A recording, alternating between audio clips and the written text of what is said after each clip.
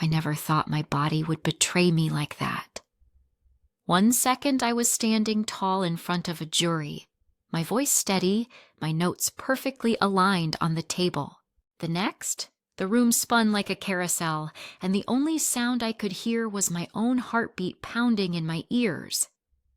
Have you ever felt that split second when the world tilts and you know you're about to go down? That was me.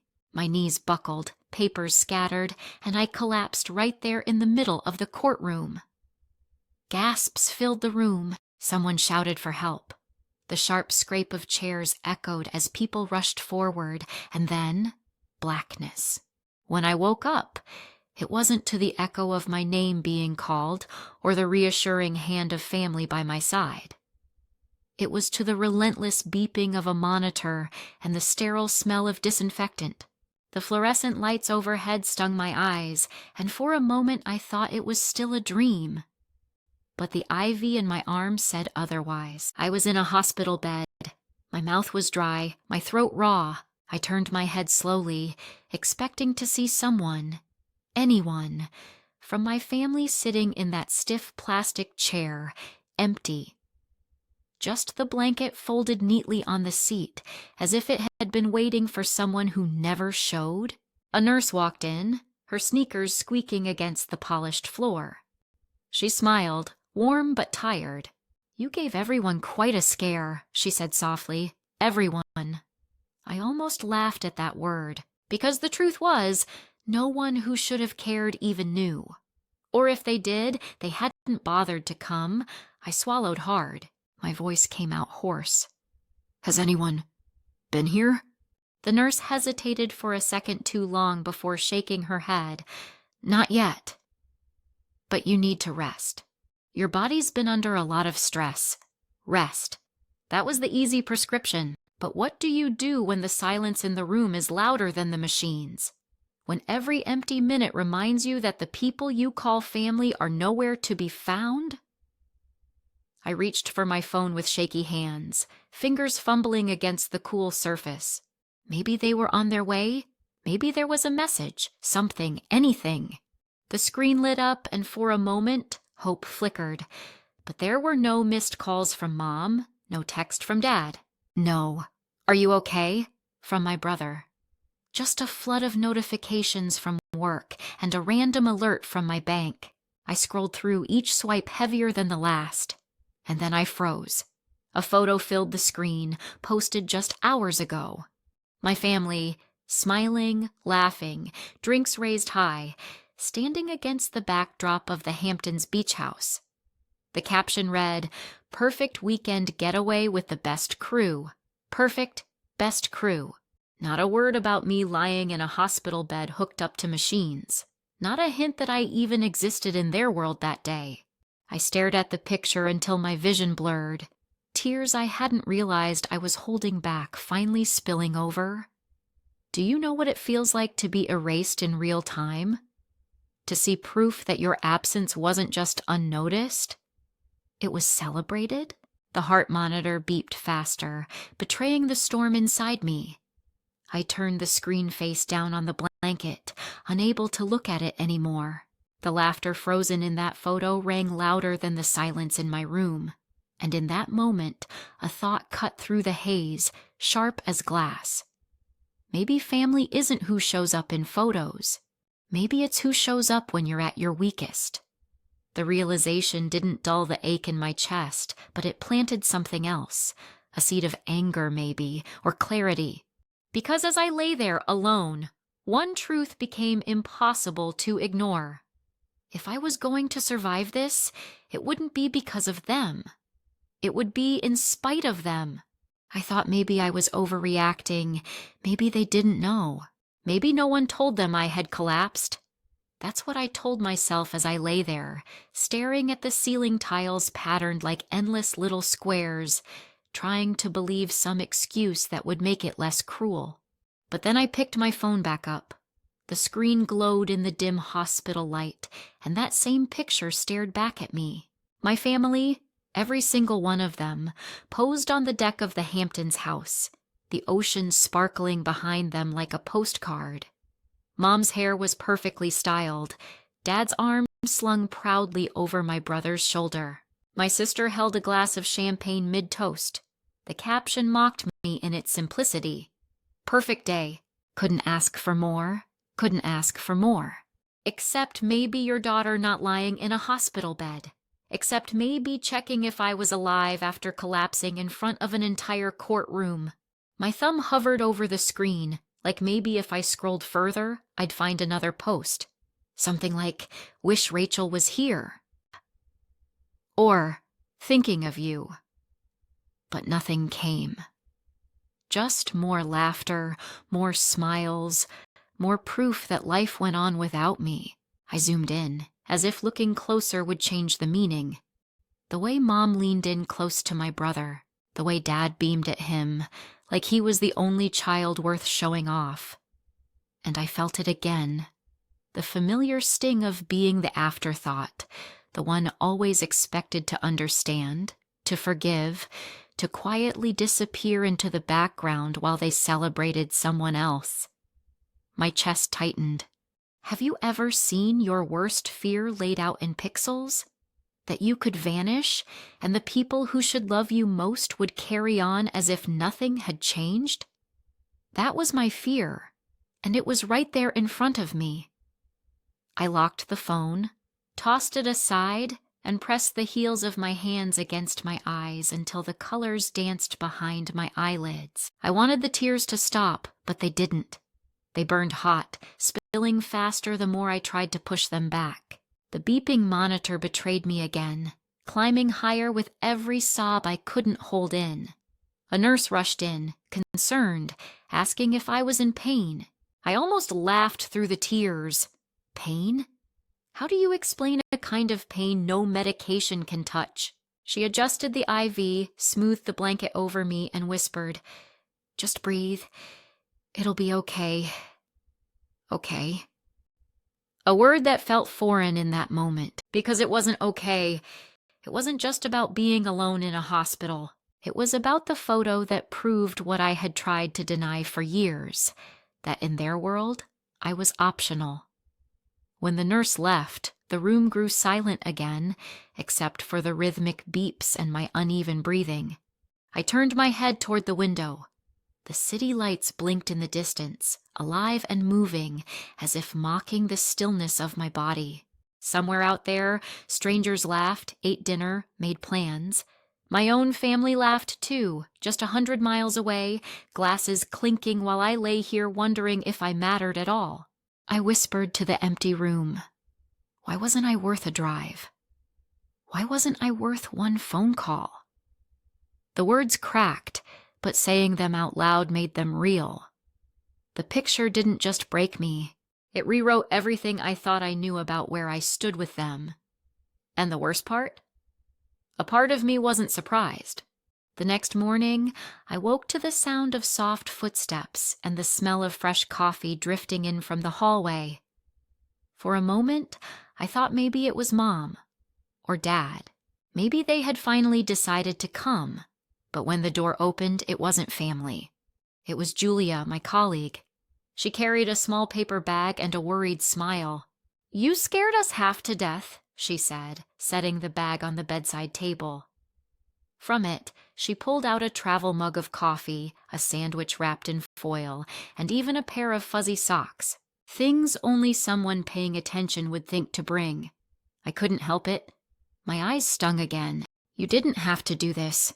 "Of course I did," Julia said simply, as if it wasn't a choice at all. She adjusted the blanket around me, the way you'd do for someone you actually cared about. Later that day, the nurse, Jenny, her name tag read, came back in. She had the kind of calm presence that made you want to lean into it. She joked gently while checking my vitals, telling me about her kid's obsession with drawing superheroes. She asked if I wanted the blinds open to see the skyline.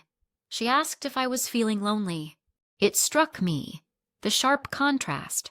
Strangers, colleagues, nurses, they were the ones making sure I ate, that I had company, that I felt seen. Meanwhile, the people whose blood ran through my veins were clinking glasses over oysters by the beach. That thought sat heavy in my chest, but there was also a strange comfort in it. Because as Jenny adjusted the IV and Julia chatted about work gossip, I realized something important. Family isn't just about blood.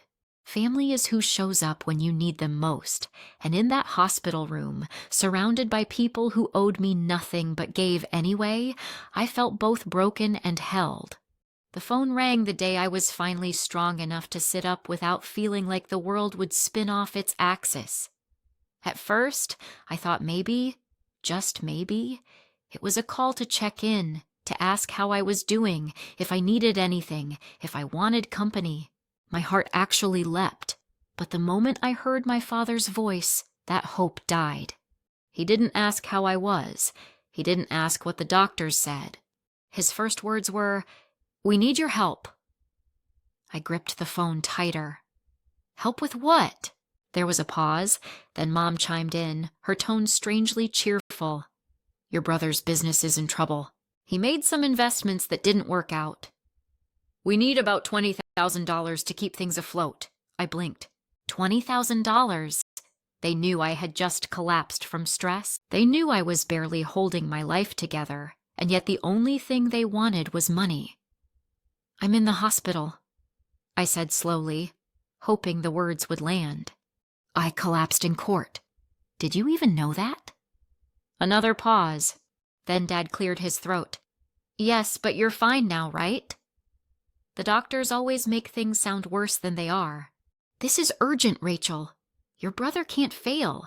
It would destroy him. I pulled the phone away for a second, staring at the screen as if it might explain how this conversation had become so twisted. I had nearly blacked out from exhaustion, and my own parents were talking about my brother's career as though it was the only life worth saving. My voice cracked as I asked, "So you didn't think to visit? Or even call, just to ask if I was okay?" Silence. Then Mom sighed. You're strong. You've always been strong.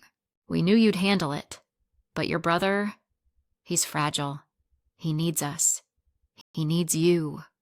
There it was again. The same script I'd heard my entire life.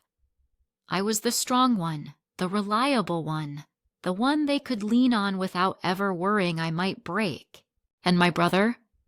He was the golden child, protected, excused, always deserving of more.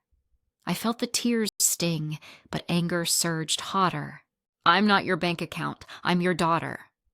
And right now, I needed you. But you weren't there. They didn't respond right away. Instead, Dad's voice grew sharper. This isn't about you, Rachel. Don't make it about you. Families pull together when someone is in crisis. I laughed, bitter and hollow. Whose crisis are we talking about? Because I was in crisis, and you were at the Hamptons drinking wine. My hands trembled as I ended the call. I set the phone on the blanket, staring at it as though it might ring again with the words I needed to hear. But the silence stretched long, heavy, final. Hours later, another voicemail appeared. I played it, bracing myself. Mom's voice filled the room, low and urgent. Rachel, please! Your brother's future is at stake. Don't be selfish. We'll pay you back eventually. Just think of how much he's done for this family. I closed my eyes, letting the words wash over me like poison. Selfish. That's what I was to them now. Not a daughter who had collapsed from overwork. Not a person who had been abandoned in a hospital bed. Just selfish, because I dared to need before they could take. I deleted the voicemail, but the word clung like a stain. And that night, lying under the dim hospital light, I whispered to myself, what about me? When do I get to be the one who needs saving? No answer came. Only the quiet hum of machines, steady and indifferent, reminding me that if I wanted saving, I'd have to do it myself. When I was discharged, I thought maybe the silence would last. Maybe after that phone call, after the voicemail calling me selfish, they'd back off. For a few days, I convinced myself it was over. I focused on breathing easier, on making tea in my quiet apartment, on the sound of rain against my window. I tried to rebuild some sense of peace. But peace doesn't last long when your family is used to knocking down your walls. It was a Sunday evening when the pounding started. Sharp, relentless knocks against my front door. My stomach twisted because I knew that rhythm. My father always knocked like that, impatient, commanding, like the world owed him an answer. I hesitated, every instinct telling me not to open. But the knocking grew louder, angrier. Then came my mother's voice, muffled but unmistakable. "Rachel, open up. We need to talk." I opened the door to find both of them standing there, umbrellas dripping, faces stern. My mother brushed past me without asking, her perfume too strong in the small space. My father followed, shaking the rain from his coat as though he owned the place. I stood there for a moment, stunned by their audacity, before closing the door. "What are you doing here?" "Dad didn't waste time. We came because you're being unreasonable. This money situation can't wait. Your brother's business is sinking, and you're sitting here ignoring your family, ignoring my family." That phrase stung, because wasn't it the other way around? I crossed my arms. "I just got out of the hospital. I collapsed. I needed you, and you chose the Hamptons. But now you're at my door because you want money. Do you even hear yourselves?" Mom sighed dramatically, as though I were a stubborn child. "Rachel, we didn't come here to fight. We came because your brother is drowning, and if you care about this family, you'll help. You make good money. You can spare it." My chest tightened. "Do you realize how insulting that is? You weren't there for me when I needed support, not once. And now you're demanding I save him?" Dad's eyes narrowed. "This isn't about keeping score, family's sacrifice. That's what you do. Stop making it about your feelings." I laughed then, a sharp, bitter sound that filled the room. "Not about my feelings?" I nearly collapsed from working myself to death, trying to prove I'm enough. "And the moment I wake up, the only thing you care about is whether I can hand over a check?" Mom's tone hardened. "Rachel, don't twist this. We raised you. We gave you everything." "Everything?" My voice cracked louder than I intended. "You gave me expectations. You gave me comparisons. You gave me the message over and over that no matter what I did, I'd never be as important as him. That's what you gave me."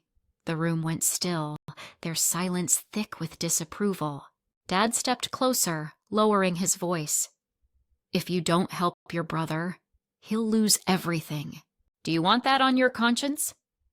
I stared at him, at both of them, and felt something inside me finally snap. All the years of being the reliable one, the one who carried their burdens quietly, it ended right there. "No," I said firmly. "I don't want that on my conscience. But it's not mine to carry. It never was.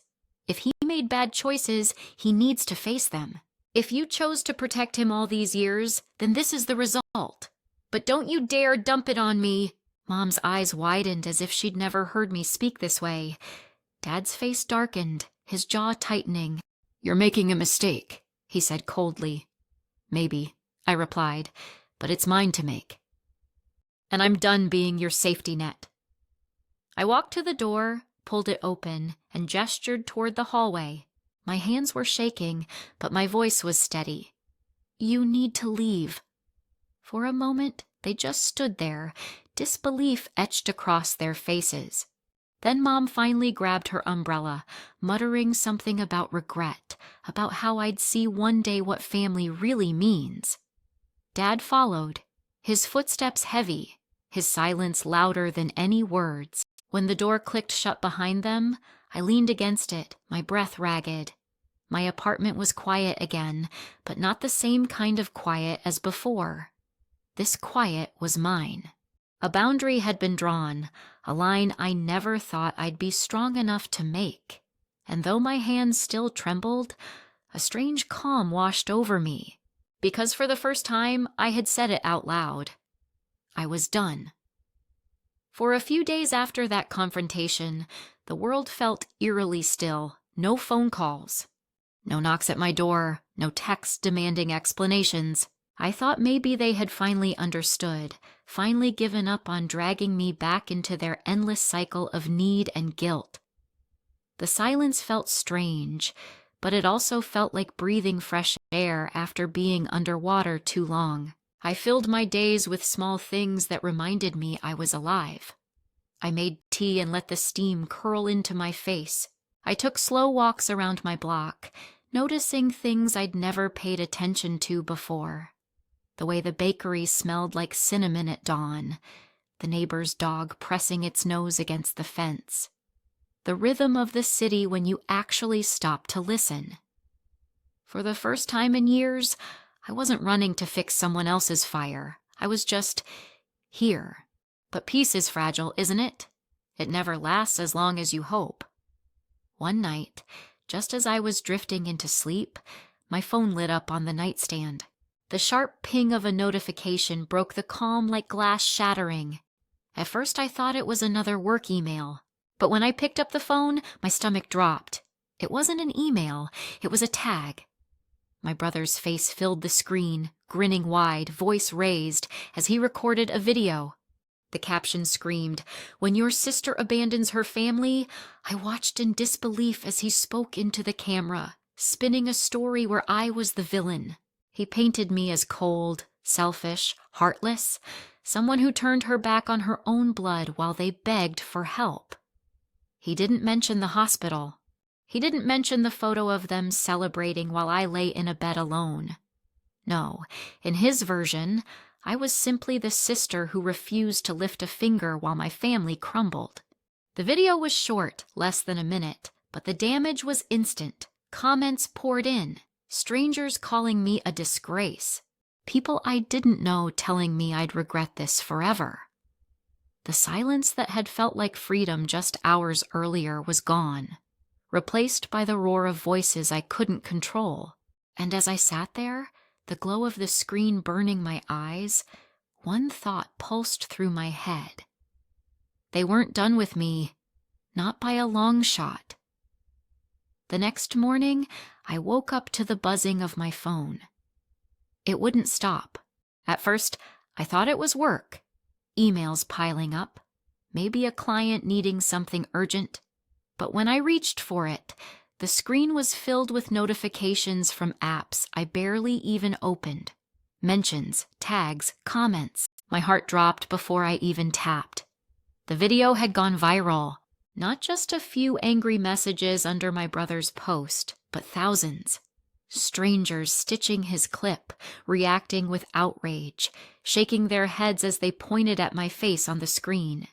They didn't know me, but they thought they did. Because he had given them a story, and people love a villain to hate.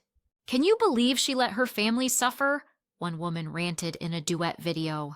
"What kind of person does that to their own brother?"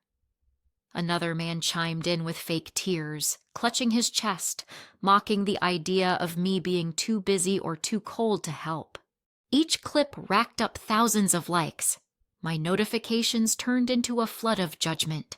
Heartless, disgusting. Money doesn't mean anything if you don't have family.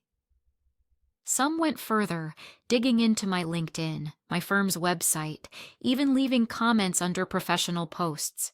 "Don't trust her with your case. She'll abandon you like she did her family," I wanted to scream. I wanted to throw my phone across the room. Because these people weren't there. They didn't see me collapse. They didn't see the empty chair by my hospital bed, or the photo of my parents laughing at the Hamptons while I was hooked up to machines. They didn't hear the voicemail calling me selfish. But here they were, judging me, convinced they knew the truth because a 30-second video told them so. I tried to tell myself not to look, but it's impossible not to when the noise is everywhere. Even at work, I felt the shift. Colleagues glanced at me longer than usual. One partner pulled me aside, his voice careful. "Rachel, maybe take a few days off. Until this dies down, like it was just weather to wait out."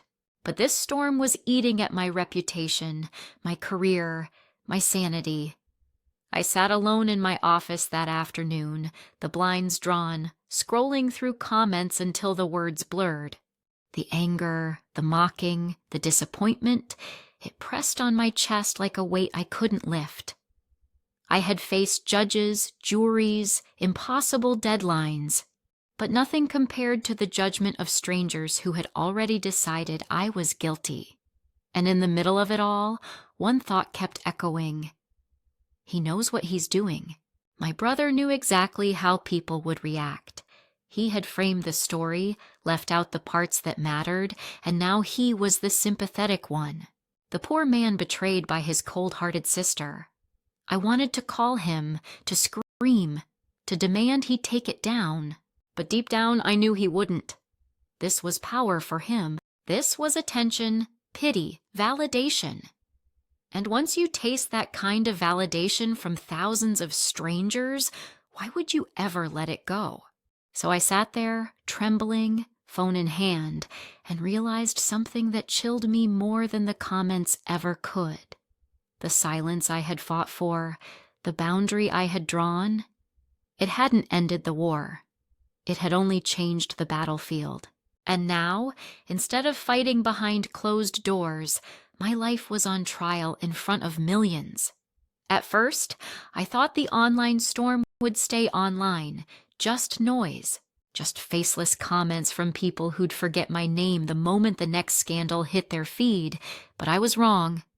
The first sign was a client email, short, polite.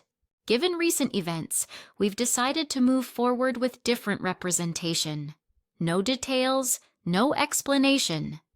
Just a quiet goodbye wrapped in corporate language. Then came another and another. By the end of the week, 3 clients had walked away. Not because of my work. I'd won cases for them, worked nights, fought tooth and nail. They left because my brother's version of me had spread further than I could contain. At the office, the change was subtle but sharp. Conversations hushed when I walked by. People looked up from their desks, their eyes full of questions they wouldn't ask out loud. Julia stayed close, offering quiet words, but even she couldn't shield me from the weight of those stares. One afternoon, I overheard 2 associates whispering in the break room. "She looks fine to me," one said. "Maybe her family's right." The words cut deeper than they realized, because that's what happens when people only see the surface. They assume pain is invisible if you can still stand, still smile, still show up. At night, the apartment that had once felt like sanctuary turned into a cage. I sat on the couch, the glow of my phone burning into the dark, scrolling through more comments than I could count. Cold. Ungrateful. How can she live with herself? Each word chipped away at the fragile calm I'd built. I stopped answering calls, stopped opening the blinds. Even making tea felt pointless, like I was moving through a fog that thickened every day. The silence that had once been freedom now pressed down heavy, suffocating. The cruelest part? It wasn't just strangers doubting me. I started doubting myself. What if they were right? What if I had been selfish? What if my family's version of events was easier to believe because somewhere, somehow, it was true? I pressed my palms against my temples, trying to block out the noise in my head. But the doubts kept echoing, relentless. Maybe I am the problem. Maybe I always was. And in that spiral, I realized I was losing more than family. I was losing myself. I thought I was done. The internet had chewed me up, spit me out, and moved on to watch me unravel in silence. For nights I lay awake, scrolling through comments until my eyes burned, replaying the same video over and over, asking myself if maybe, somehow, I was the monster they said I was. My brother's story had gone viral, and mine had vanished into the cracks. Alone in that apartment, I started to believe it. Then, one morning, there was a knock. Not the heavy, impatient kind my father used, but a soft, almost hesitant rhythm. I opened the door to see Julia, standing there with 2 coffees in hand, her eyes full of worry.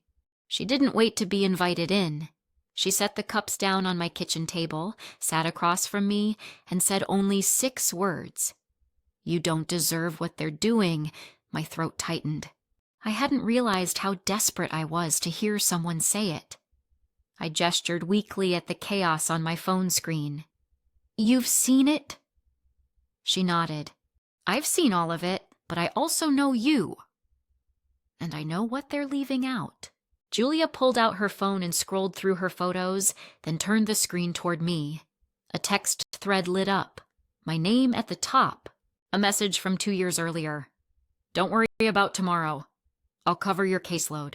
Just be with your dad at the hospital." I frowned, remembering. Julia's father had gone in for emergency surgery, and I'd stepped in, working through the night to prepare her case. "That was nothing," I muttered. "Not to me," she said firmly. Then she flipped to another screenshot, an email chain, my words. "I'll stay overnight to organize exhibits so the rest of you can get some rest." One by one, she laid out reminders of the countless times I had carried weight for others, times I had shown up without asking for thanks. Each message hit me like a lifeline thrown into deep water, and then, as if the universe had been waiting for me to break, my phone buzzed again. Not another hateful comment. A message from an old classmate in law school. "Rachel, I saw what your brother posted. I just want you to know. You were the one who helped me pass contracts. I'd never have graduated without you." Another came an hour later, this time from my old neighbor. "You don't know how much it meant when you fed my cat after my accident. I never forgot that. That's the real you." I sat back, stunned. I had braced myself for more attacks, more strangers picking apart my life. Instead, these quiet voices from the past began to surface, stitching pieces of me back together.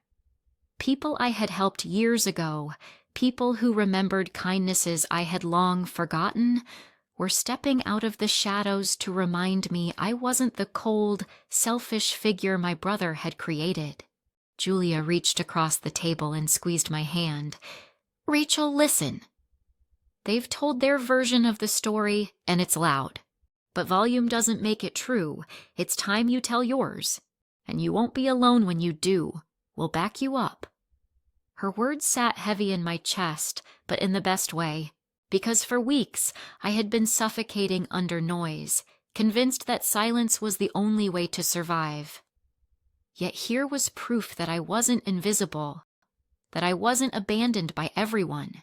The mob was loud, yes, the lies were loud, but behind all that, steady and real, were people who knew me, people who remembered, people who were willing to stand by me even when it wasn't popular, even when it wasn't easy. That day, for the first time in a long time, I felt something shift, hope. Small, fragile, but alive. And maybe, just maybe, I wasn't fighting this war as alone as I thought. For days after Julia's visit, her words echoed in my head. "It's time you tell your story." I replayed them as I made coffee, as I lay awake at night, as I scrolled through the endless tide of strangers telling me who I was. Every hateful comment, every mocking video only made her voice louder. And still, I hesitated, because telling the truth meant stepping into the very storm I'd been hiding from. It meant thousands of eyes on me, judging, dissecting, twisting my words. I thought about my career, my reputation, the fragile threads I'd been clinging to. What if speaking only made it worse?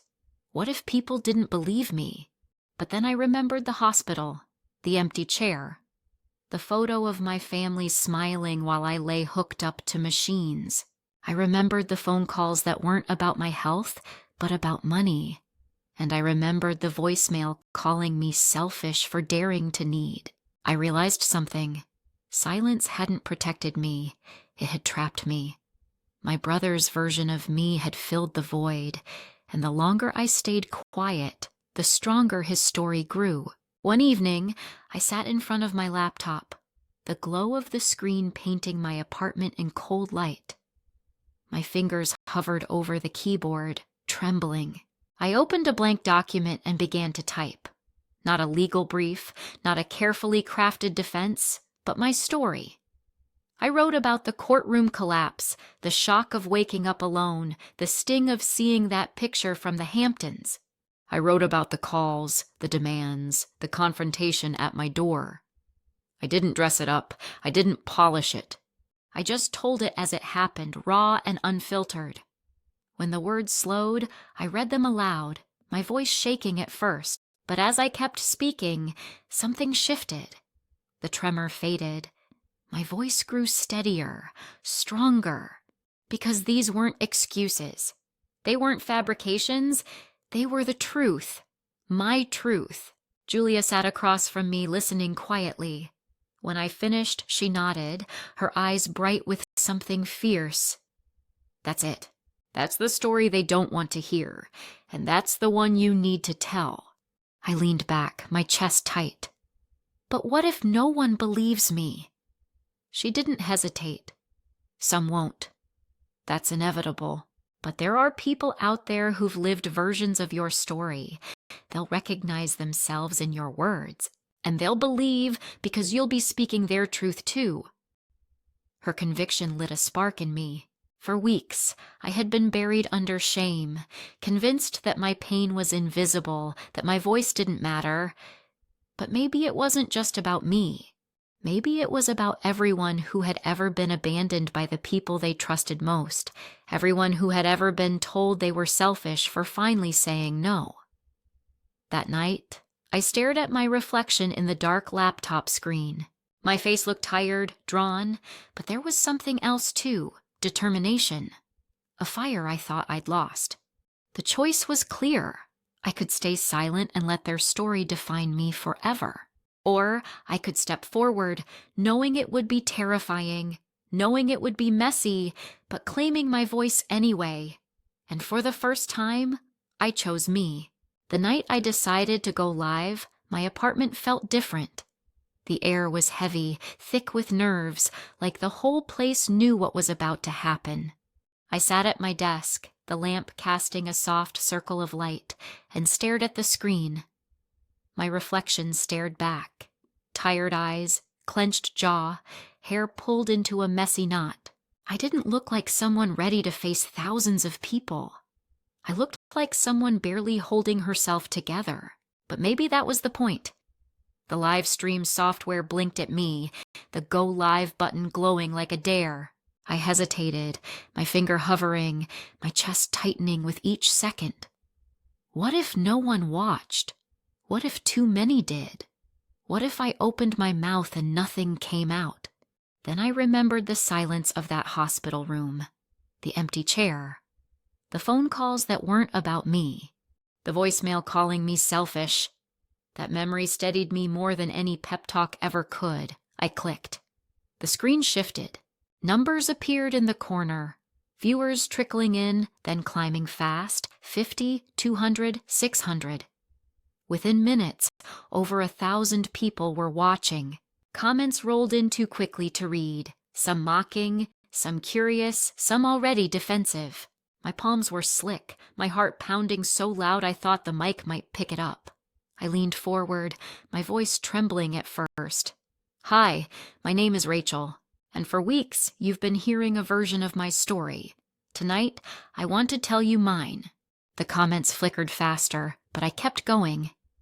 I described the courtroom collapse, the way the floor rushed up at me, the panic in strangers' voices as everything went black. I described waking up alone in the hospital, scrolling through my phone only to see my family celebrating miles away.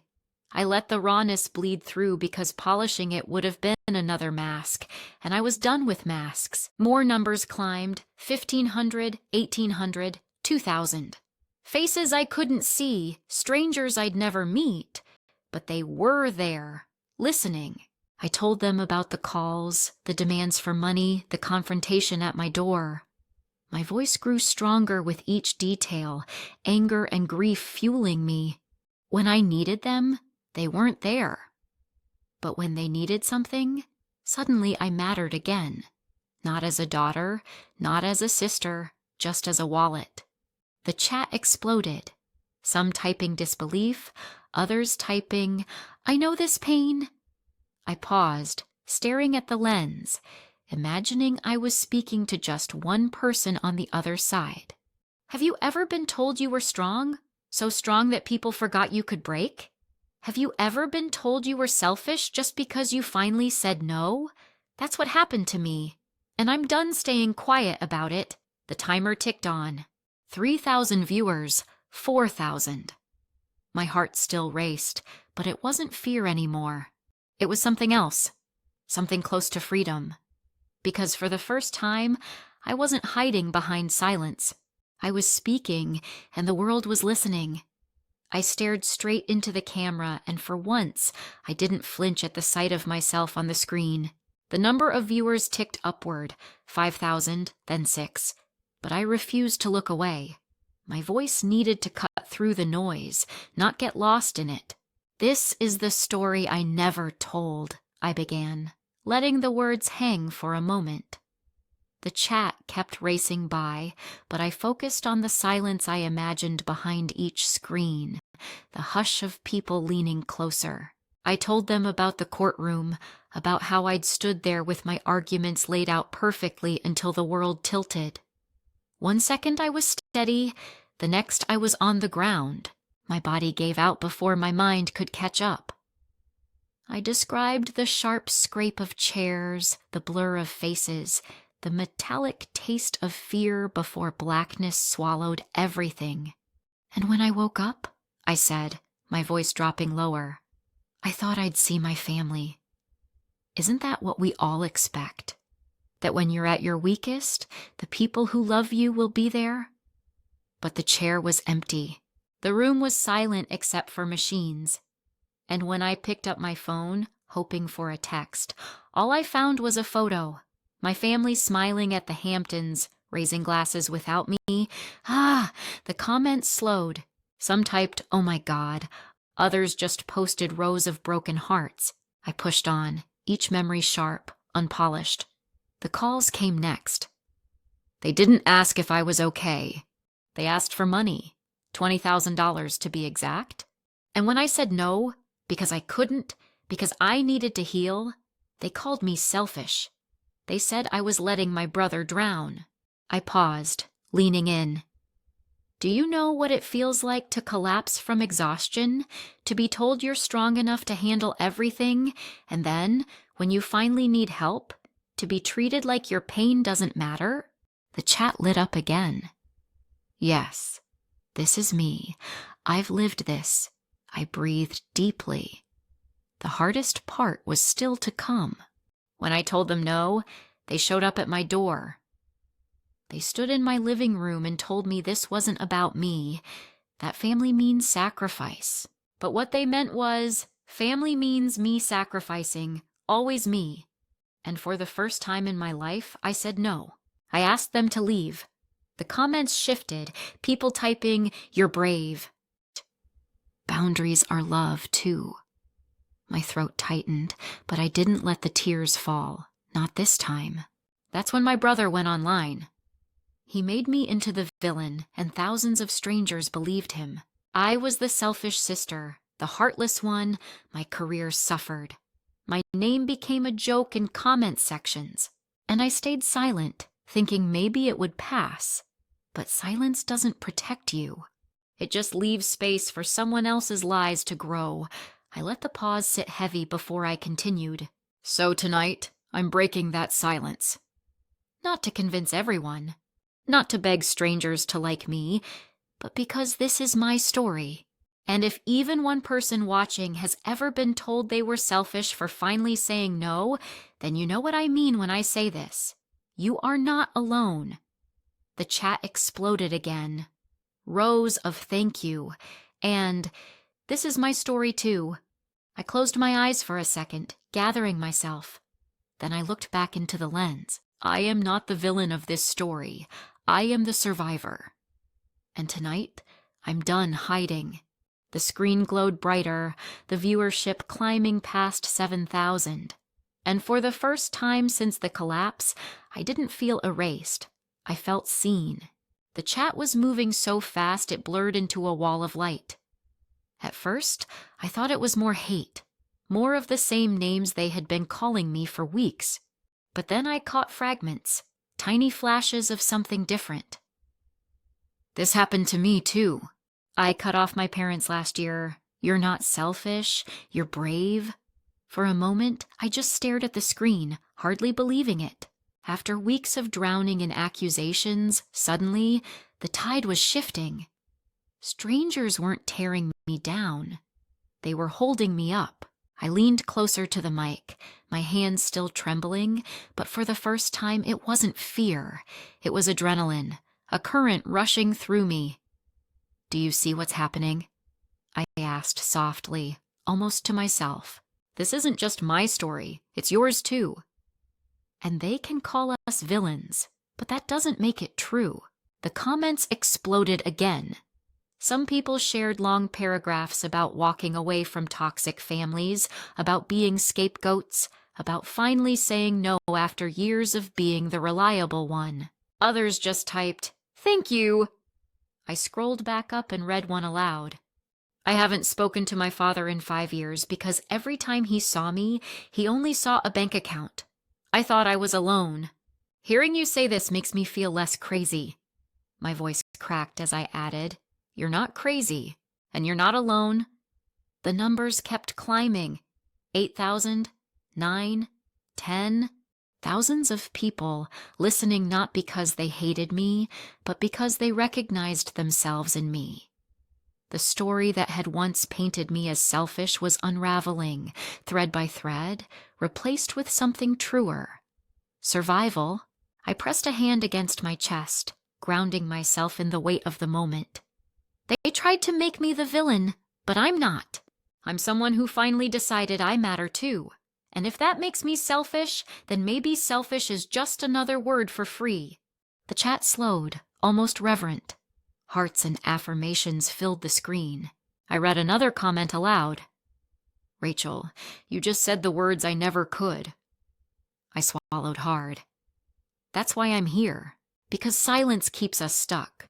But telling the truth, our truth, sets us free. In that instant, I felt it. The shift from being hated to being heard, from villain to survivor. The labels didn't own me anymore. And maybe, just maybe, I had turned the very story meant to destroy me into something that could save someone else. When the live stream ended, I just sat there in the quiet glow of the screen, my reflection faint in the glass. The chat had slowed to nothing, the viewer count finally dropping back to 0. But I didn't feel empty. For the first time in months, I felt full. Of something heavier, stronger, steadier than fear. I leaned back, listening to the hum of my apartment. The silence was different now. Not the suffocating kind that pressed down on me when my family ignored me, not the lonely kind that followed after their betrayal. This silence was calm. It was mine. The next morning, messages poured in. Emails, DMs, comments from people who had watched the stream, stories of sisters who had been cut off, sons who had been called ungrateful, daughters who had been treated like wallets instead of children. It was overwhelming in the best way. I realized I wasn't just telling my story anymore. I had opened a door for people who needed to speak their own. One message stood out. A woman wrote, "I always thought family meant blood. But listening to you, I realized family is who shows up when it matters. Thank you for saying what I couldn't." I read it again and again, because it named the truth I had been circling for weeks. Family isn't about the people who share your last name. Family is about the people who show up when you collapse, the ones who bring coffee and socks to a hospital room, the ones who sit with you in silence when words are too heavy, the ones who remind you who you are when the world tries to rewrite you. Julia stopped by that afternoon with takeout and a crooked smile. "You were incredible last night. she said, unwrapping dumplings. You gave people permission to stop apologizing for protecting themselves. I thought about that as I chewed slowly, the steam fogging my glasses. Permission. Maybe that's what this whole journey had been about.